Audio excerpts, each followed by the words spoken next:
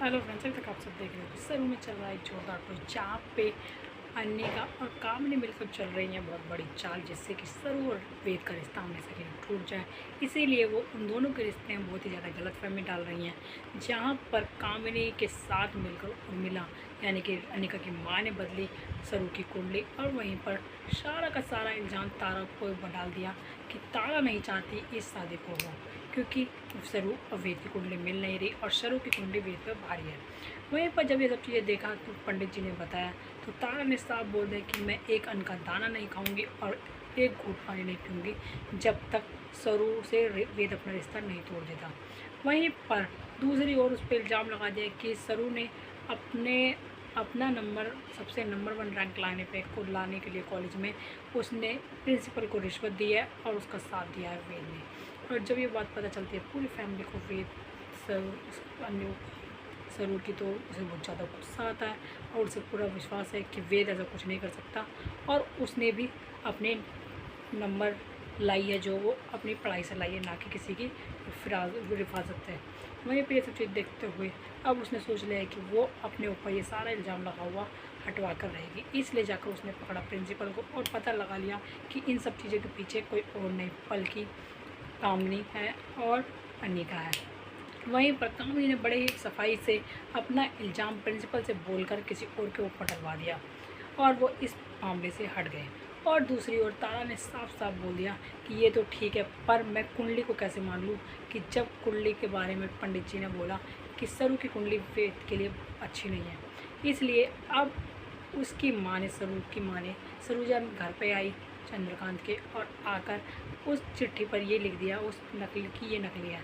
और जब चंद्रकांत को पता चला तो चंद्रकांत ने अपनी सरू की ओरिजिनल कुंडली ढूंढने की कोशिश की और उसे किसी भी हद तक से यकीन था कि वेद और सरू का रिश्ता टूटवाने के लिए, जहाँ तक मुझे लगता है कि ये सब कामनी और अनिका कर सकती हैं, इसलिए उनका भरोसा बिल्कुल सही रहा और उन्होंने पता लगा लिया कि ये सब सच में उसने किया। वहीं पे जब उसने सबसे पूछा तो उर्मिला ने अपना झूठ बता दिया कि हाँ, इनकी कुंडली मैंने चेंज की थी सरू की। और जब ये बात पता चली तो सरू की असली कुंडली मंगवाई उर्मिला से और बोला, जाकर दिखाई तारा को और बोल दिया कि जाकर तुम पंडित से फिर से चेक करा लो। और जब पंडित ने घर पर आकर फिर से चेक करी सरू और वेद की कुंडली तो उन्होंने बोला कि वेद और सरू एक दूसरे के लिए बहुत अच्छे हैं और ये एक लड़की जिस घर में जाएगी उस घर में हमेशा दुख और सुख संपत्ति लाएगी और दुखों से बिल्कुल दूर रखेगी वेद को। और ये सब चीज़ देखते हुए तारा बिल्कुल तैयार हो गई। पर वहीं पे फिर से दिमाग में डाला उर्मिला ने एक बार तारा के कि अभी जो तुम्हें लग रहा है कि ये सरू इस घर की होती है बड़ी, पर क्या तुम्हें सच में लगता है कि वो इस घर की सच में बड़ी होती है।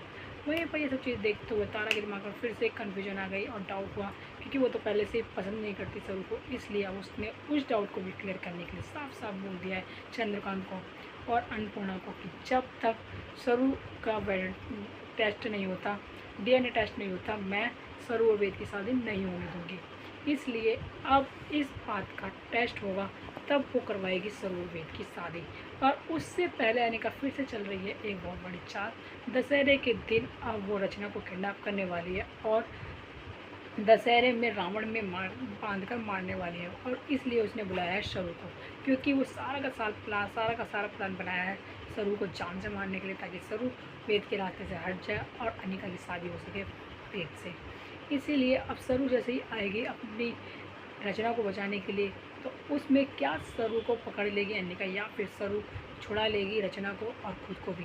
तो आगे देखिए कि कहानी में क्या नया ट्विस्ट आगे देखने के लिए बने रहे। मैं चैनल सब वीडियो को लाइक करें, सब्सक्राइब करें एंड बेल आइकन दबाना बिल्कुल ना भूलें।